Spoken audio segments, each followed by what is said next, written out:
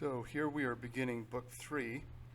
God sitting on his throne sees Satan flying towards this world. So again, Satan thinks that he is getting away with something, but God is omniscient. He can see all things. And this book has to do with God clearing his own justice from any accusation of wrongdoing. And basically says what's going to happen. He knows what's going to happen. That's called foreknowledge or foresight. And then he says that even though man will fall as a result of Satan's temptation, God will give grace to Adam and Eve and their offspring. So book 3 begins also with an invocation, this one to Holy Light, which is another term for the Muse or the Holy Spirit that Milton is invoking here. Hail, Holy Light, offspring of heaven, firstborn, or of the eternal, co-eternal beam.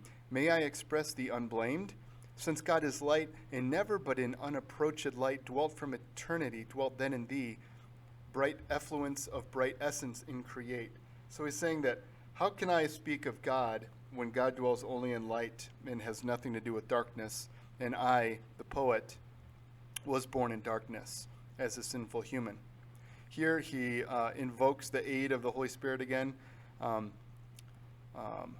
Before the heavens thou wert, and at the voice of God, as with a mantle didst invest the rising world of waters dark and deep, one from the void and formless infinite. This is a key theme in Paradise Lost, the theme of creation.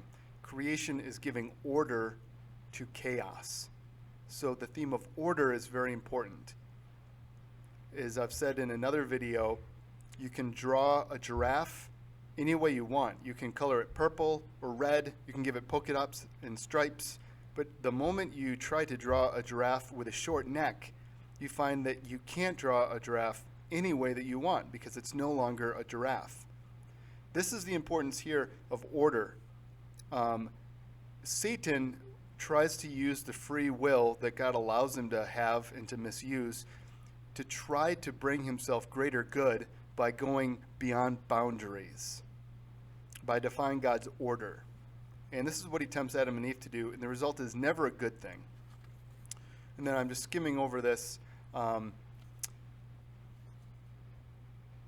Milton is still asking for help from the heavenly muse, taught by the heavenly muse to venture down the dark descent and up to reascend, though hard and rare. So his mind, imaginatively, is going down into the depths of hell, and now it's going up to heaven because this book is about the discussion between God the Father and the Son. And so only with the help of the Holy Spirit can his imagination both plunge down into the depths and darkness of hell and then reascend without any lingering taint of the evil things that he's just described, okay? And then an interesting biological detail here, he says, thee I revisit safe and feel thy sovereign vital lamp, but thou revisitest not these eyes that roll in vain to find thy piercing ray and find no dawn. Milton is composing this poem after he's gone completely blind.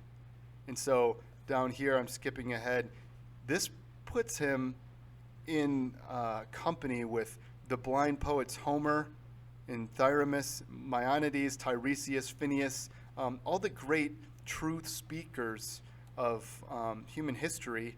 These oracles, they tend to be blind. That's really interesting because that implies there's two kinds of sight. And the sight of the eyes is not the truer kind of perception. Let that sink in for a moment. Okay.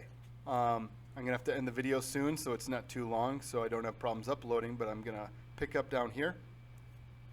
Now had the Almighty Father from above, from the pure empyrean where he sits, high-throned above all heights, bent down his eye, his own works and their works at once to view. So he sees everything at once. About him all the sanctities of heaven stood as thick as stars, and from his sight received beatitude past utterance. On his right the radiant image of his glory sat, that is his only Son. On earth he first beheld our two first parents, yet the only two of mankind of that in the happy garden placed, reaping immortal fruits of joy and love, uninterrupted joy, unrivaled love in blissful solitude. So I'm going to stop there.